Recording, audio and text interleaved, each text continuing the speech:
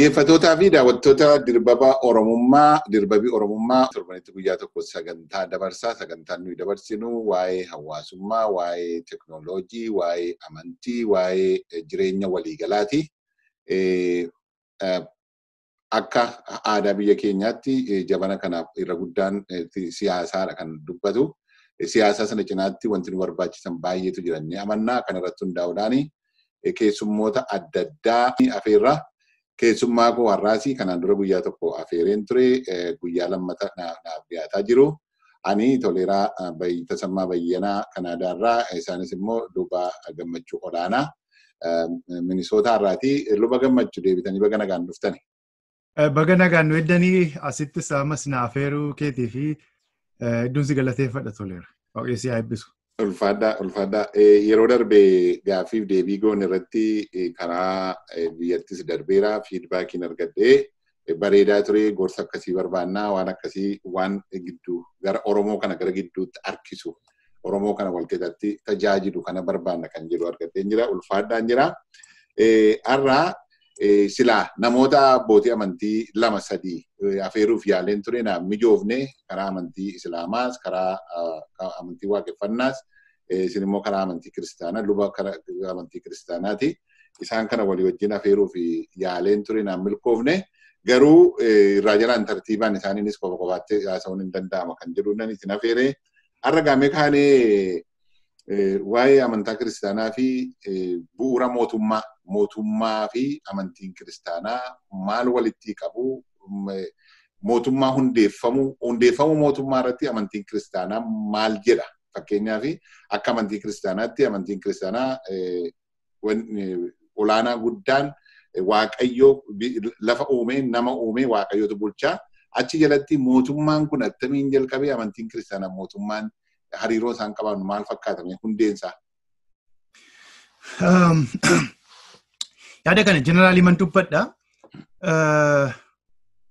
Yoo amma fakkeenyaaf akka nama amantiitti akka sagalee Waaqayyootti yoon ilaale, sagalee Waaqayyoo waan tokko jedha. Wanti lafa kanarra jiran hundumtuu tolcha harka Waaqayyooti. Jireenyi keenyas, hawaasi keenya keessa jiraannu kunis bu'aa uumama isaatiiti wanta ta'eef wanti harka Waaqayyoo keessaa ala ta'e tokko hin jiru.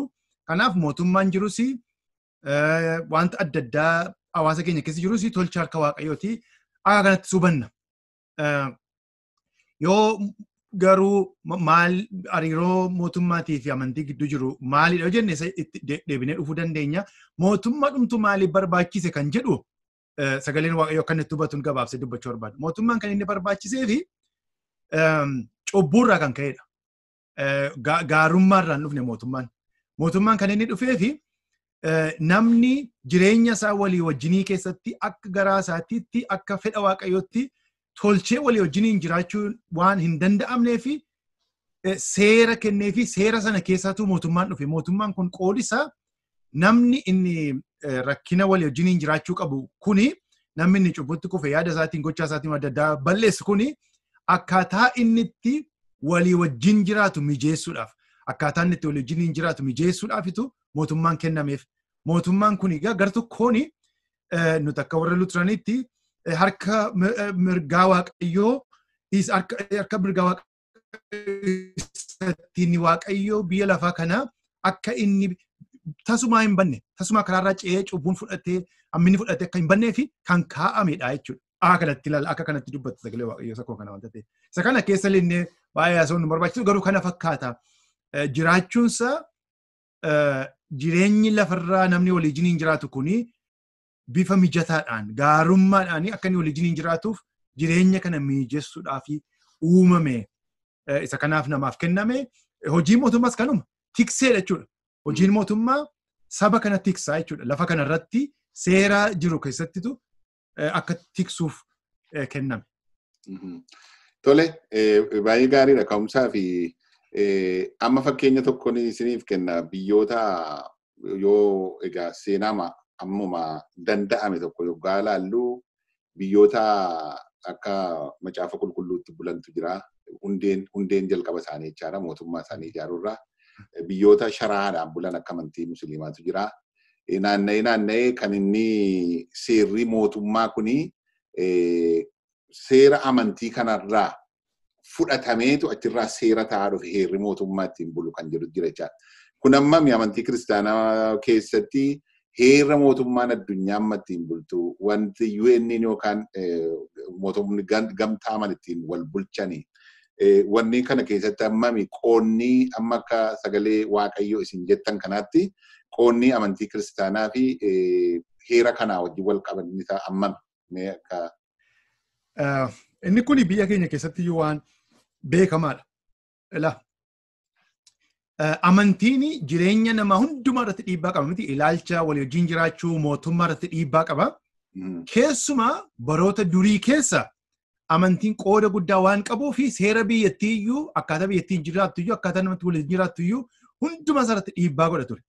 Fakkeenyaaf moototi irra caalaan isaanii abboota waldaa kiristiyaanaatti itti siqanii isaan wajjin jiraatu. Kanaaf waan isaan dubbatan waan isaan godhanii wajjin adeeman abboota amantiitu iyyuu mootota shuuma ture biyya keenyatti beeknamani. Mootota shuumuu duwwaatu hin ta'in waan isaan godhan iyyuu dhiibbaa irratti uumu. Amantiin kaanis akkasuma. Amantii Islaamaas yoo fudhatte amantiimti inni akkasumatti uumaman sabii qabus amma fakkeenyaaf aadaa Oromoo keessatti yoo fudhatte qoodi amantiidha guddaadha. Qoodi abboota amantii qoodi qaalluu guddaadha.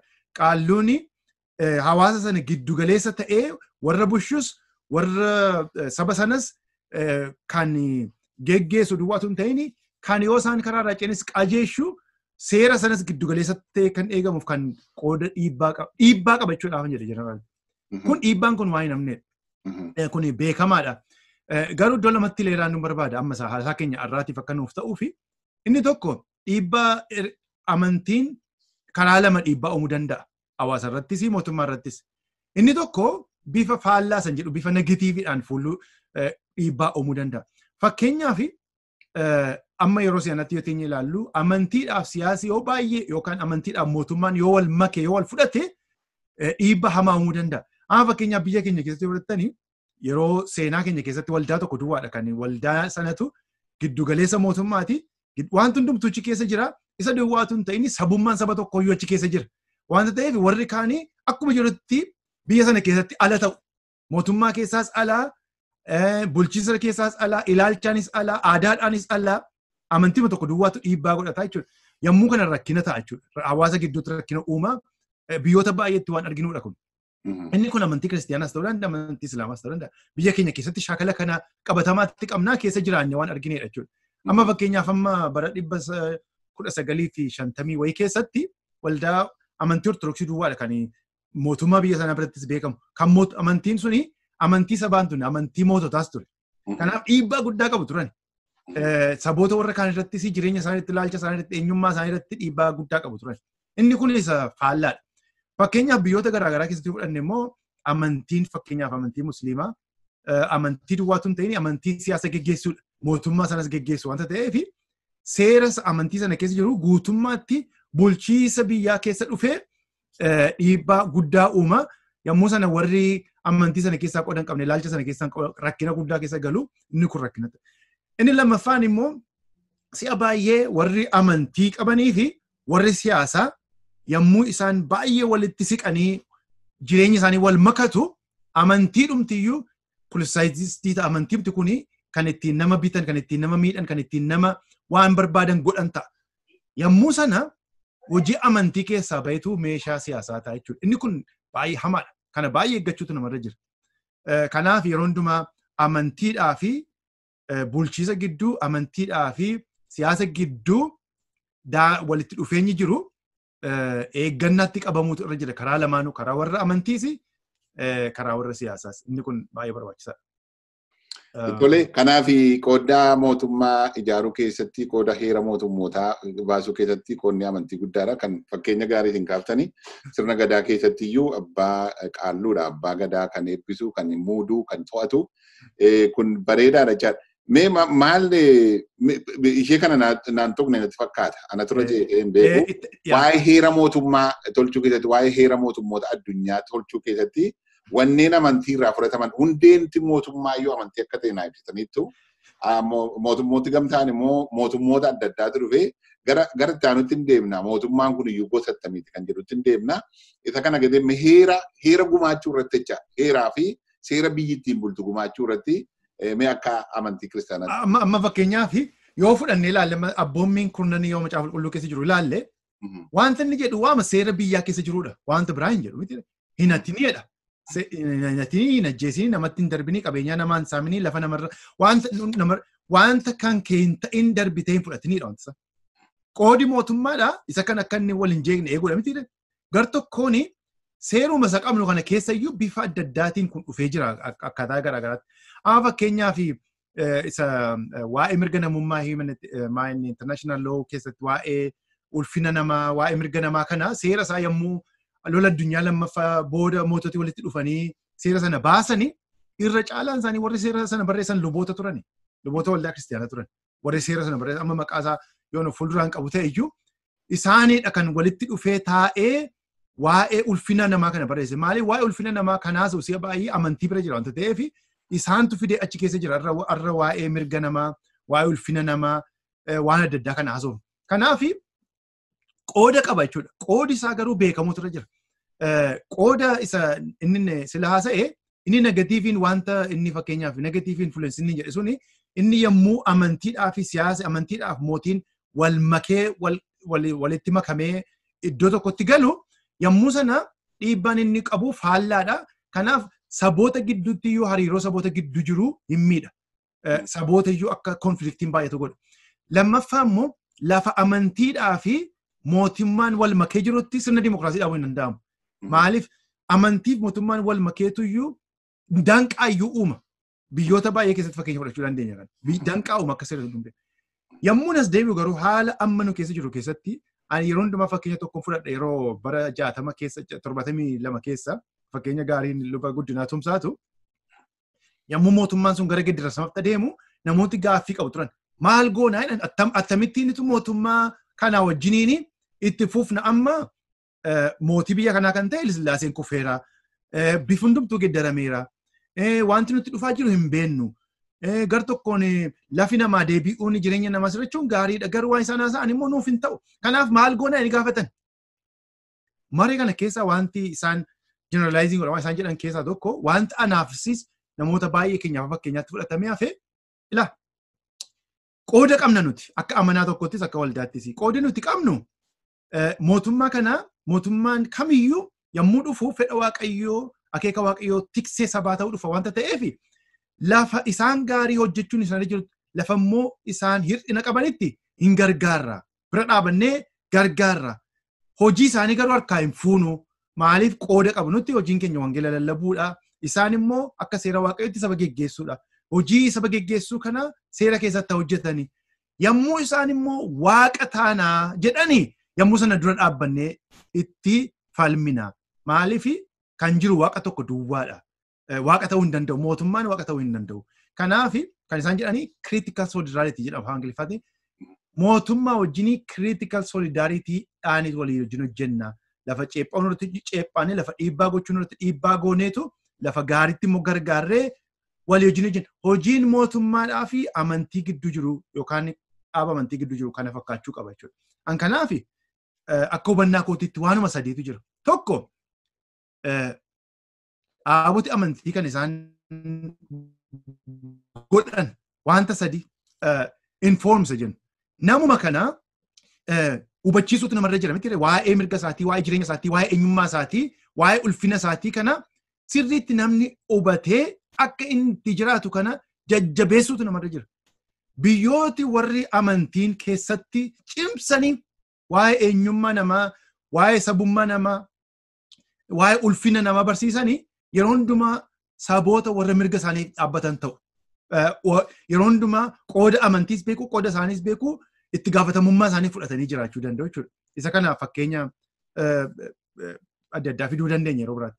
Inni lammaffaan biyya keessa jiraatu kana keessatti yoo amma argite ijaarsoti amantii garaagaraa jiran namooti influences nu jennu. Seera biyya sanaa keessatti seeri uummata tajaajilu, saba tajaajilu akka inni dhufuu fi dhiibbaa uumu.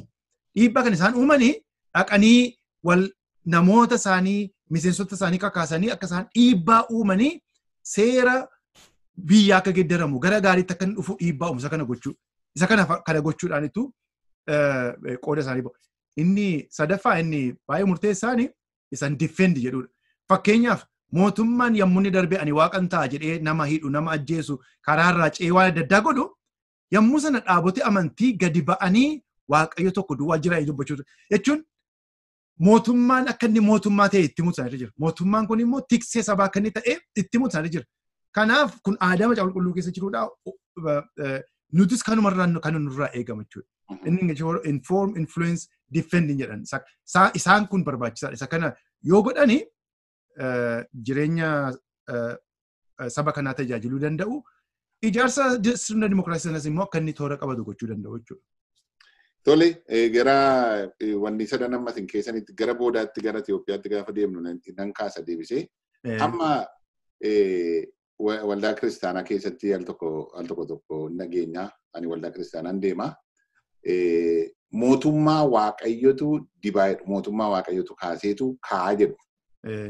Amma gaawwanni mootummaan waaqayyo immoo waan qajeelaa hojjetaa jenna. Miti amantii fedhettuu waaqayyo waan qajeelaa akka hojjetu jechaadha. Mootummoota qajeeloo fi mootummoota hamoo jira. Isa kana keessatti akkami amma akka hiika macaafa qulqulluutti mootummaan dhuguma waaqayyotu ka'a. Mootummaa waaqayyotu ka'a. Inni kun gaaffii man qabu. Mootummaa waaqayyotu ka'a. Mootummaan sun garuu nama fedha qabu, ilaalcha qabu, hawwii qabu gochuu danda'udha.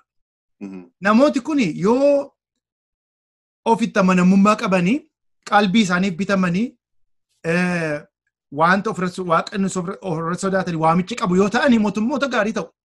Mitiire? Garuu yoo fakkeenyaaf namni waaqayyo kaa'e kuni deebi'ees immoo mootummaa isa saba nyaataa ta'uu danda'a. Inni kuni ilaalchi isaa balleessaan isaa waaqa dura jira miti. Maali tokkoffaa biyya lafaa kuni nuti akka amantii keenyaatti biyya lafaa kuni qulqulluu miti. Cubbamaadha. Cubbuu keessa jiraanna. Kanaaf namni yeroo hundumaa cubbutti kufuu danda'a. Balleessuu danda'a. Amma fakkeenyaaf Saa'olii yoo fudhatte mootummaa barbaannaa jedhani. Innaan Saa'oliin waaqayyo kaaseef kenneef miti sagalee waaqayyoo keessatti akka jira. Saa'olii gaafa ture.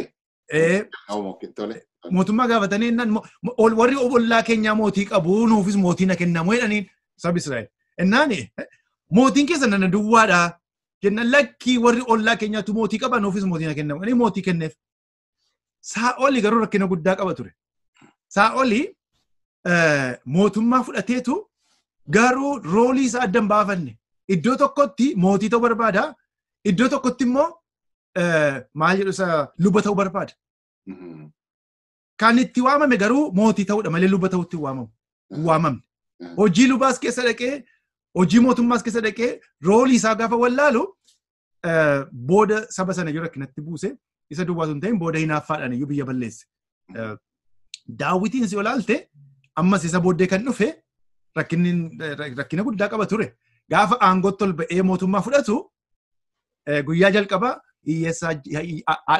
haadha manaa hiyyeessaa irraa fudhate.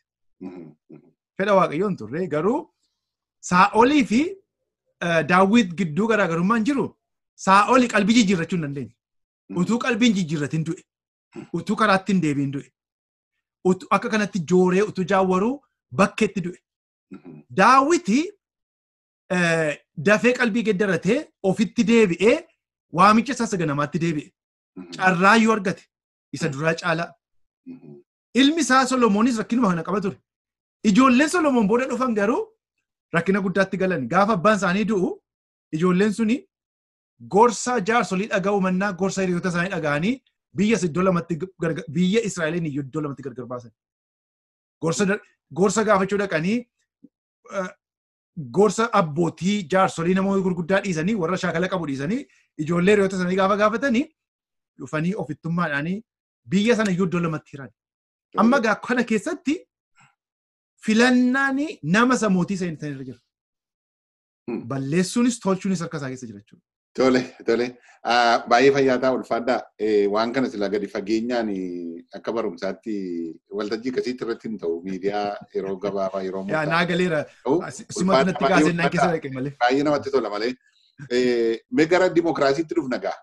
Eega mootummaa ijaaruu irratti, heera mootummaa tolchuu irratti maddii amantii kakaafneerra amantii Islaamaas, amantii Waaqeffataas, amantii nuyi beeknu jechaadha. Maddisaa kanuma amantii irraa kan dhufe yoo eega ta'e, kan waaleffaallee eega ta'e, mootummaas kan waaqa waan ta'eef.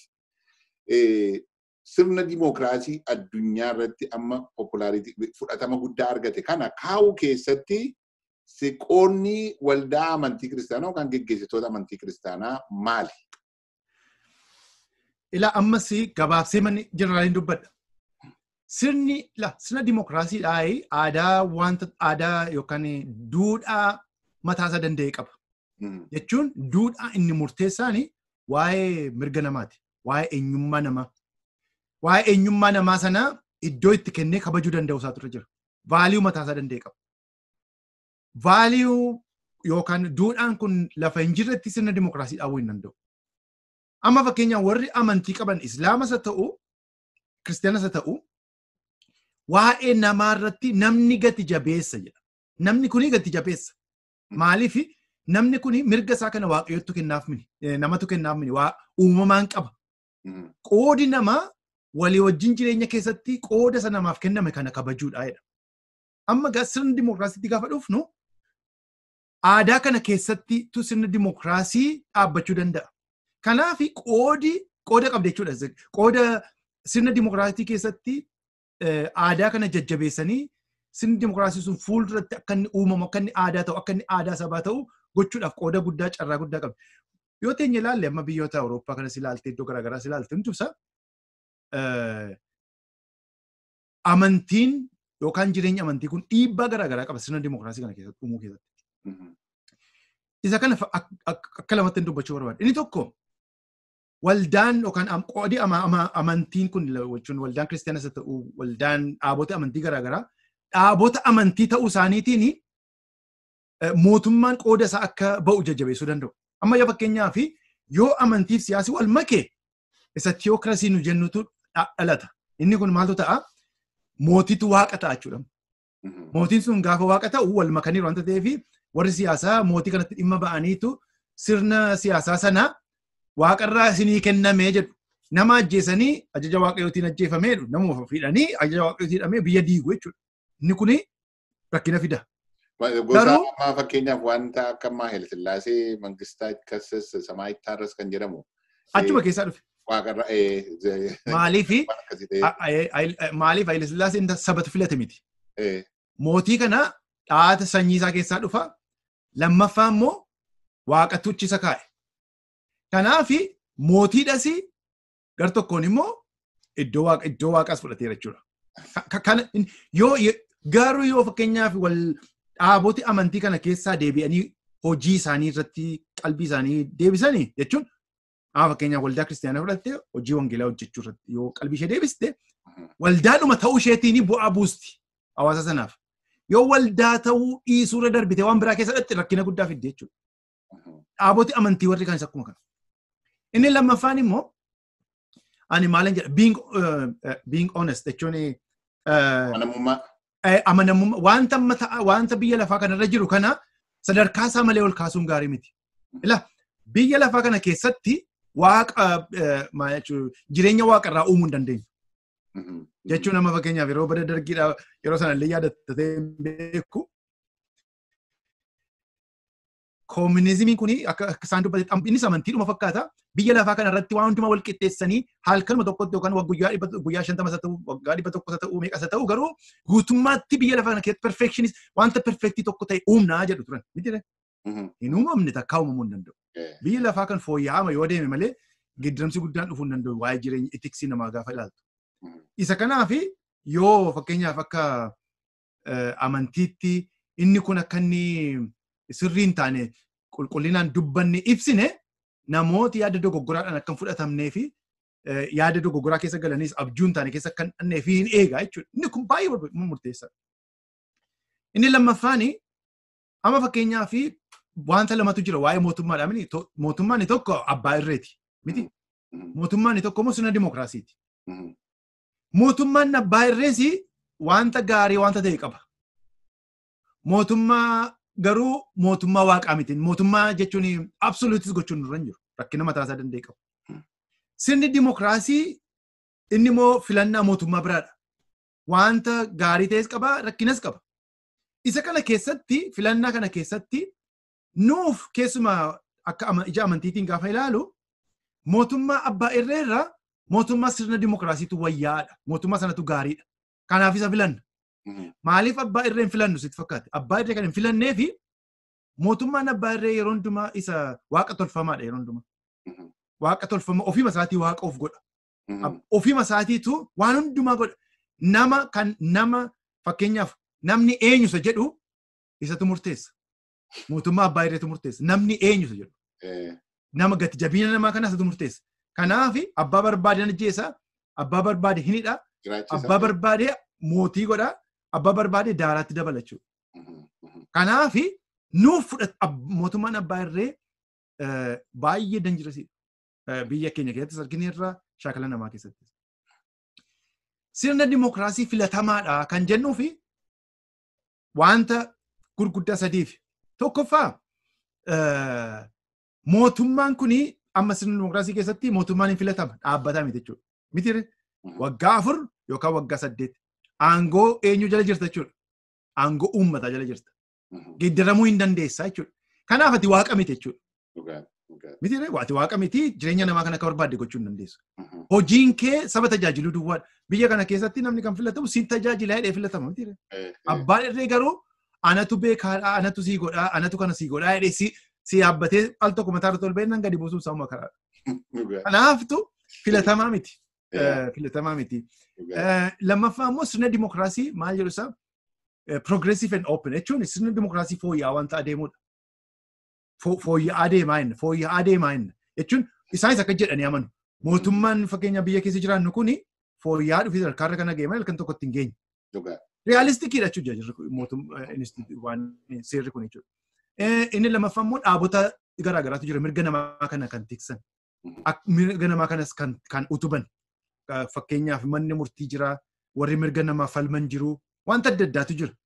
Abbaa irree bira yoo dhufte isumatu waan hundumaa godha harkuma isaa keessa jira waan hundumtu. Kanaafitu nuti abboota amantii sirni dimookiraasii filatamaadha. Sirni dimookiraasii filatamaadha jechuun garuu halkan tokkotti uumama jennee si namannu. Mootummaa waaqayyaa waaqarraa lafarratti dhaabna jennee namannu. Illuushiniin kunis baay'ee danjirasiidha wanta ta'e. Suuta guddataa akka deemu. Garuu qoodi amantooti qabanii keessumaa nuti warri sagalee namni warri abboota amantii qabanii qoodi isaanii inni guddaan isan sila dubbadheedha.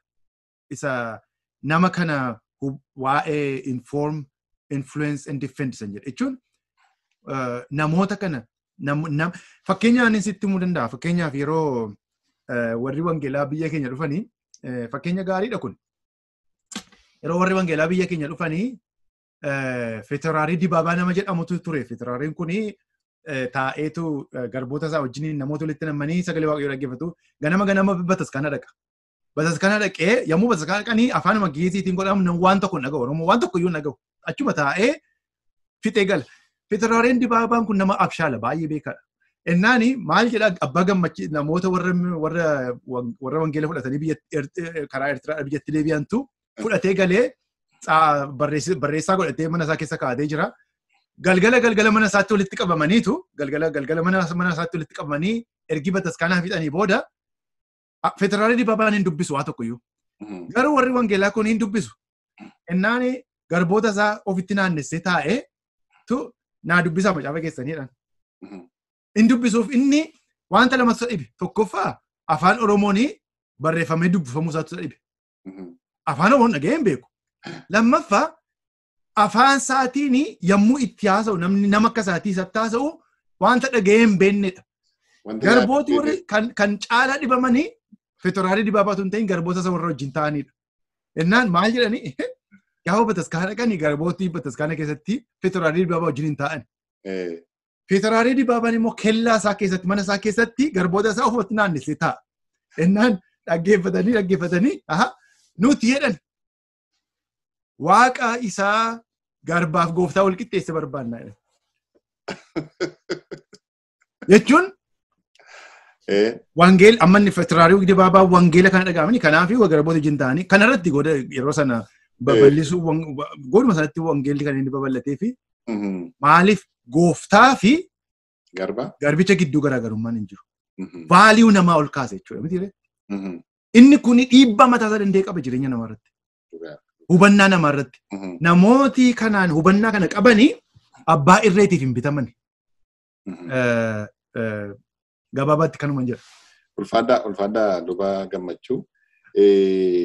Tole egaa gara Itoophiyaa keessatti naannoo tuqxaniitu waa'ee luba guddinaasii jechoota isaaniis waa'ee sadanii inform influence and defense kan jedhus naa kaaftaniitu. Wanneen kana keessatti amma muuxannoo isin qabdu irraan kan ka'e informii jechuun odeeffannoo barsiisuudha mini informiin. Barsiisuudha influensiin immoo dhiibbaa gochuudha mini. Defensiin immoo dhowwuu jechuu hin dandeenyu irraa ittisuu. Falmuufi.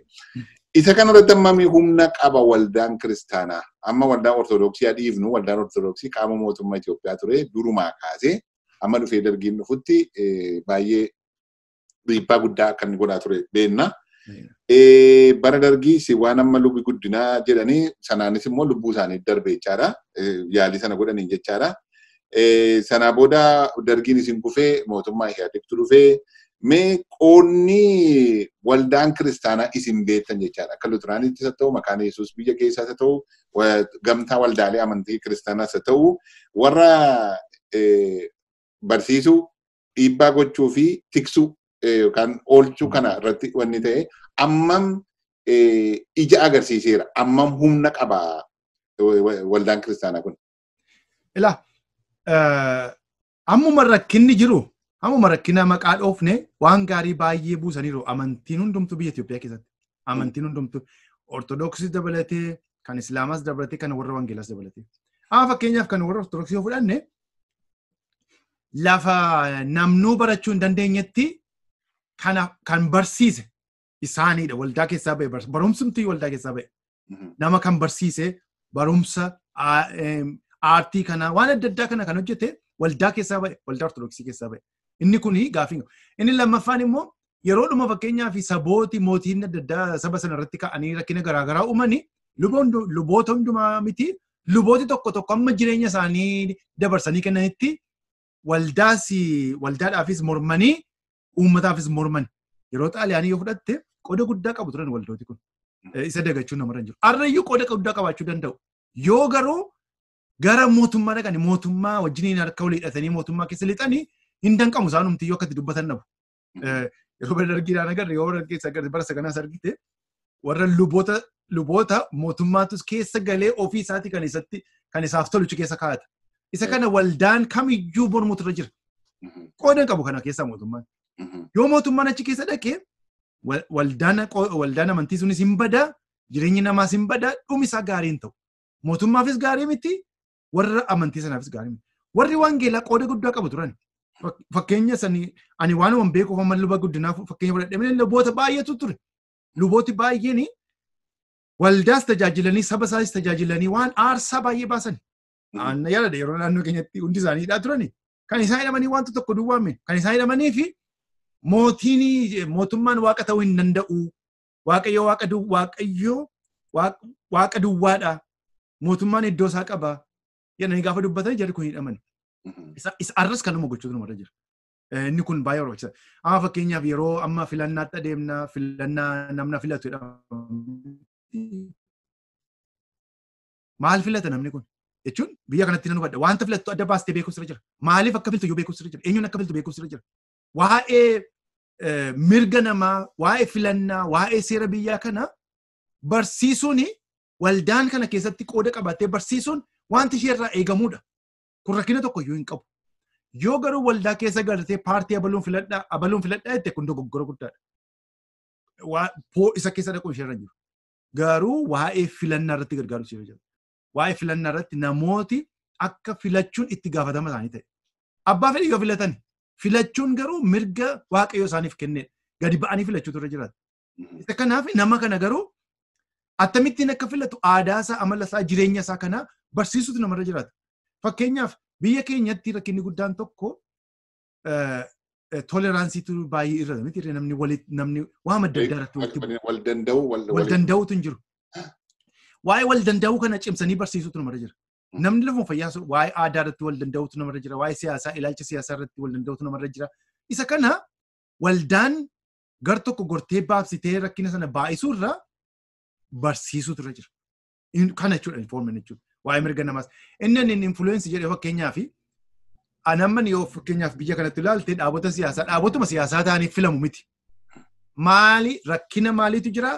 Rakkina isa jiru sana attamitti furuu barbaada? Poolisiin keessa maaliidha? Warri waldaa keessa jirru amantooti keessuma waa'ee poolisii political partiidha irratti ilaaluun sirriitti ilaaluun barbaachisaadha. Amantooti. Dhuguma kun waa'ee mirga namaa, waa'ee jireenya namaa, waa'ee sirna dimookiraasii, waa'ee walii wajjin jireenyaa sabootaa, waa'ee dinagdee isa kanarratti ifaadha. Bu'aa qabaa. Isa kana gadi ilaaluun namarra jira. Isa kanarratti dhiibbaa gochuuti.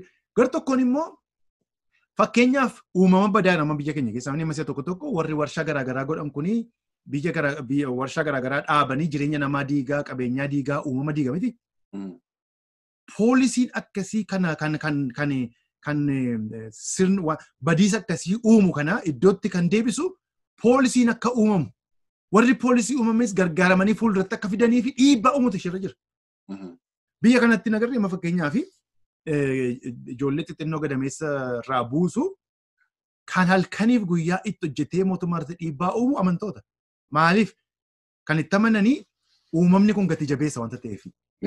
Qoodi isaa jira jechuudha. Kana mootummaa gaafachuun irra jiru. Mootummaan kana keessa qooda hin qabdan yoo nuun jedha ta'e, and then mootummaadhuma sana iyyuu ati kana jechuudhaaf qooda hin qabdan jechuu hin dandeessu. Kategorikaalii rijeektii gochuu hin danda'u mootummaan kana. Si'a tokko mootummaadhaa fi amantiin garaagaraa isa jedhu sana gara barbaachifnetti geessanii warri amantii qaban haasa'uun sin irra hin jiru jechuudha. Kun warra irreen saba biyya bulchuu barbaadu dhimma itti ba'anidha. Madaala eeguu keessatti iyyuu baay'ee barbaachisaa akka ta'e. Barbaachisaa. Inni dhumaa waa'ee mirga namaa sanaa dhagaa. Waa'ee mirga namaa biyya keenya keessatti ammayyuu mirgi namaa miidhamaa jira. Ammoo mataasaa iyyuu namni hin dhamaa, namni hin du'aa, akka malee waan walitti bu'uun jira. Isa kana keessatti ija jaminaan dubbachuun aarsaa baasisaa aarsaa baasisa. Yoomiyyuu mootummaatti dubbattee nagaan galtu. Mootummaan namoota cubbamuudhaan geggeeffama. Akkuma warra kaanii. Namooti kun yaa'utti dubbattu mootummaatti dubbataa jedhanii yaadu miti. Naatti dubbataa yaada. Kanaaf siidhuu danda'a. Aarsaa baasu. Aarsaa hinuma baasuus irra jira. Aarsaa baasuu hin dandeessu taanaan haasa'uun iyyuu irra jiru. Aarsaa hinuma baasisaa wanti godhamu hin jiru.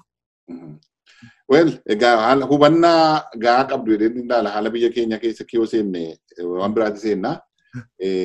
Bakka itti faallaa ta'utu jira. Bakka itti namni mootummaa sodaachuu dhiisee qaama biraa sodaatee wal sodaadhaan gara mootummaa arrabsuun iyyuu mootummaa qeequun iyyuu itti salphaa ta'etu jiraachaa dhufa. Suni sirna aadaama dimookiraasiin sun achi keessatti gadi wanni. Isa dhumaan isin gaafadha gaaffii isa dhumaan isin gaafadha. Mootummaan tokko akka amma isin sila naa himtaniitu. Sirna abbaa irreerra sirna dimookiraasii akka ta'utti hawwina waldaan kiristaanaa miti. Isa turra wayyaadha. Isa turra wayyaadha. Isa turra wayyaadha. Mootiin tokko mootiin fakkeenyaa fi mootiin qajeelaa fi mootii hamaatu jira jennee kaafne irraa macaafa qulqulluu keessaas isin maqaa naa dhodhooftaniittu. Mootiin tokko personaalii nama attamii ta'utu irra jiraata. Abbaa irree ta'ee of tuulaa ta'eetu uummata keessa ta'ee akka namaatti ta'e immoo fakkeenya sintinanaa gaafatan fitaawuraarii silaa fi garbooti kun walqixa ta'uuni. Amma fitaawuraarii sanan tuffachiisa kun kabachiisa akka sagalee waaqayyootti inni gadi bu'ee garboota wajjin taa'ee nyaachuun hirmaachuun sagalee waaqayyoo kana dhaggeeffachuun fitaawuraariin kun akka gadi bu'eetti ilaalamu moo akka ulfina argateetti akka sagalee waaqa akkasi amantanitti. Warri abbaa irree nama fixanii seenaan isaanii yeroo hundumaa seenaa xuriidha. Ulfinaan darbuu hin danda'an biyya lafaa kanarra. Maaliif wanta isaan nama xinneessuma isaanii sanatti isaan xinneessa.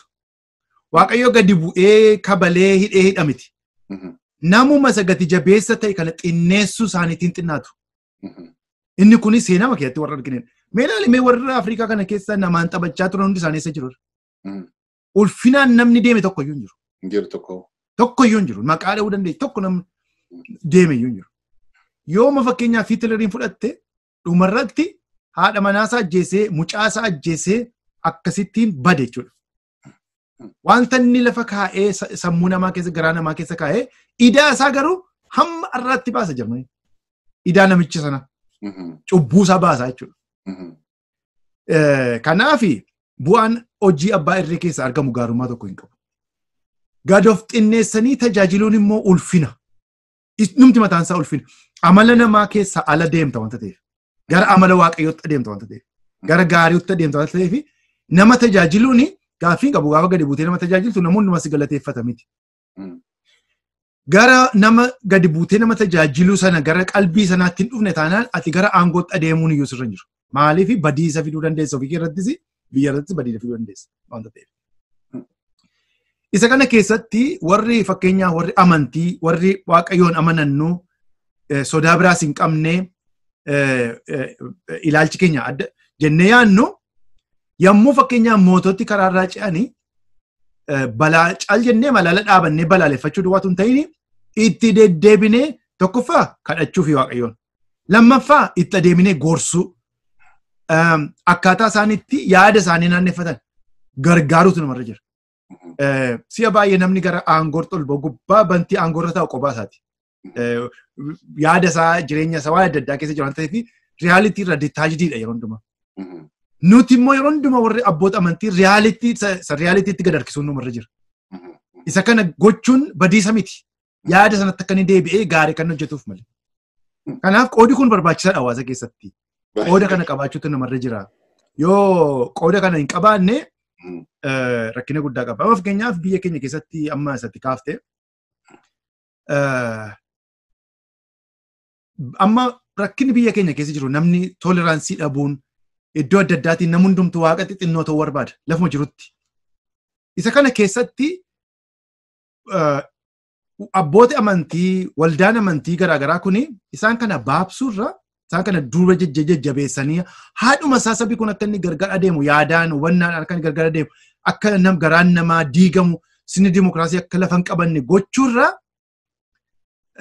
namoota kana araarsituu ta'uun reconciling presence jedha afaan Ingiliffaatti. Reconciling presence jechuun necessarily ati namoota dhaqxee araarsita miti. Jireenyuma keetiin gochaa keetiin namni akka inni wal hubachuu danda'u gargaaru akka araarri dhufu gargaaru judgmentii keessaa baanee hafuura namaa kana walitti hidhuu keessatti qooda qabaachuutu namarra jira. Inni kuni gar tokkoon kan inni gargaaru sirni dimokiraasii sun akka inni lafa qabatee akka jireenyi fooyya'aan ta'e dhalatu uumuu danda'a wanta ta'eef. Inni kun baay'ee barbaachisaadha. Yoo garuu amma fakkeenyaaf abbabbaan laga lagatti qoodamee gosa gosatti qoodamee naannoo naannootti qoodamee waan barbaade godhuu barbaade dhumisaa diigamsuma. Diigamsa kana keessa namni bu'aa argatu tokko iyyuu jiru. Yeroodhaaf natti fakkaachuu danda'a. Warra nama saamu warra nama saamuudhumaaf siluma ajandaa godhateef yeroof gargaaruu danda'a. Garuu rakkinni isaa eessa ta'anii nyaatuudha malee sasaaman iyyuu. Ta'anii nyaatan dhibuu danda'a. Akkasii warri saame wanni mataan. Dooktar Gammachuu luba Dooktar Gammachuu Olaanaa gaafiif deebii irra gooneef baay'ee ulfaadhaa. Sa'aatii kootu dhume malee haasaan keessan baay'ee mi'aawa. Akkuma kanaan dura waadaanaa galtanii waan baay'ee isinirraa barannaa yeroo biraas isinitti deebi'aa har'aa fi turtii qabaannee fi baay'een isin galateeffadhaa ulfaadhaa. Toleera baay'ee isin galateeffadhaa. Warri abboota amantii kunis qooda hawaasa keessatti qabna jettanii manuu gaafachuu keessaniif iyyuu baay'ee ulfaadhaa. Galatoomaa.